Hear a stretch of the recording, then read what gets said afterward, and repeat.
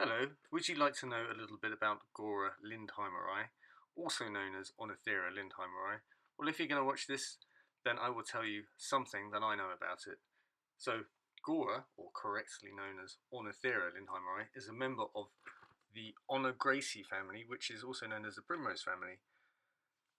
Gaura, as I might well refer to it in this video, because that's its better well-known name, originates from Texas.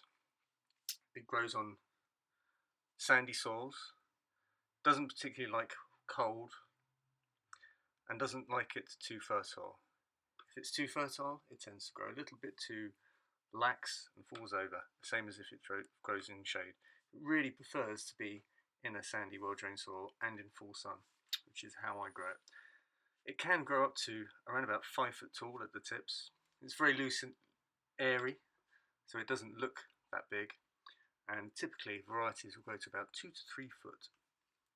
There are some very small varieties which are available around about 18 inches high, but the majority tend to be around 2 to 3 foot. Now, why do we grow Gaura in our gardens? Well, Gaura has a mass of airy flowers, and these appear around about midsummer, and they'll carry on right until the end of the year when we get the first frosts. They don't need deadheading, they just naturally keep reproducing flowers, so you have very little to do with them. They have very few problems. They have occasionally some redness to the leaves, which might be red spots, might appear like that. There is nothing to worry about with that. It's just the natural colouring. It's like freckles. It could be an actual indication of slight micronutrient differences in the soil. They have very few pests and diseases. They are tolerant of deers and rabbits, who don't seem to take too much of an interest in them. They do require a little support now and again if they are larger varieties. I tend to grow them between other plants like roses and topiary and all sorts of other things, so they get natural support, but you might have to put in a framework to keep them a little bit tidy. One other thing you can do to prevent them from getting too lax is to cut them down early, sort of like a Chelsea chop. So you cut down the longer stems around about May and make them bush, and that will fill out to be a much sturdier plant. What else would we really like to know about them? Well, pruning. Do they need pruning? Well, here's the thing. They may need pruning if they get lax and fall over, which you may want to do sometimes, but towards the end of the year, when it gets in towards the colder spell, it's best not to prune them too hard, because they do have a tendency to die if they're pruned too hard. They don't really like cold, so it's better to keep the stems on. If you're going to prune them back to around about 15 inches, so they've got something to die back into. These stems will quite often look dead in the end of the year, so have a little look to make sure that there is some growth lower down, because that tends to be what happens. They shoot from lower down. So in the spring, around about April, May, when the risks of frost have passed, you can cut these down and they'll reshoot and they'll carry on growing. Another reason you might decide to cut them down is because some of the varieties, particularly the natural type, self-seeds a lot. Some of the grown varieties, named varieties, don't produce as much seed. So Whirling butterflies is a sterile variety which doesn't produce a lot of seeds.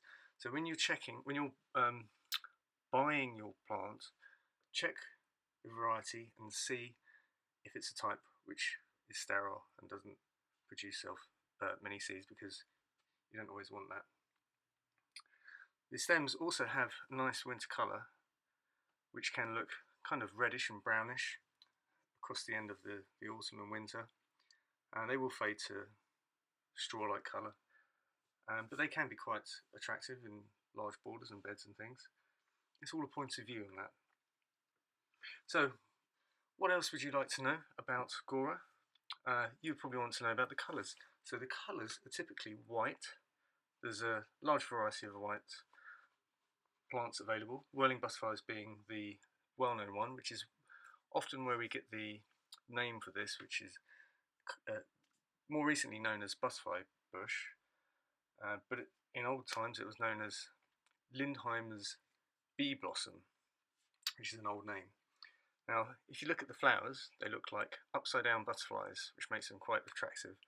And the plant has an overall airiness, which gives it a loose feel.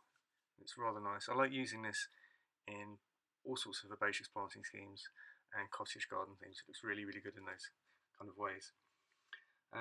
The other varieties that I haven't mentioned because I got sidetracked are the Bride, that's a white variety, Coralie, which is a shorter white variety, Geezer White, Summer Breeze, and Sparkle White, all white varieties. And we also have a range of pink and red varieties available. For example, Pink Siskiyou, that's a very well-known pink form, which has pink flowers and a red flush through the foliage. Some of the other varieties, like Ruby Ruby, has a stronger red flush through the foliage, which is very attractive.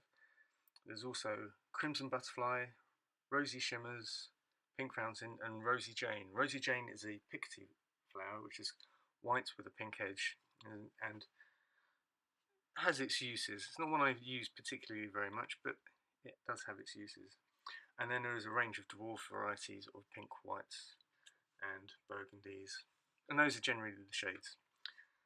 There is a huge amount of varieties coming out, and some of them are fairly similar, so the things you want to look out for is whether they're sterile, whether they reproduce from seed, and the height, size of the flower, and how many flowers they produce. There is a few varieties which are slightly earlier flowering, but typically you'll get these flowering from midsummer until autumn. So, now I've tired myself out with all the information that I can think of for Gaura, I will leave you to ponder whether you like to plant them in your garden. I certainly do. It's a very valuable plant, given that it flowers for so long and is so nice and airy. Thank you very much. Bye.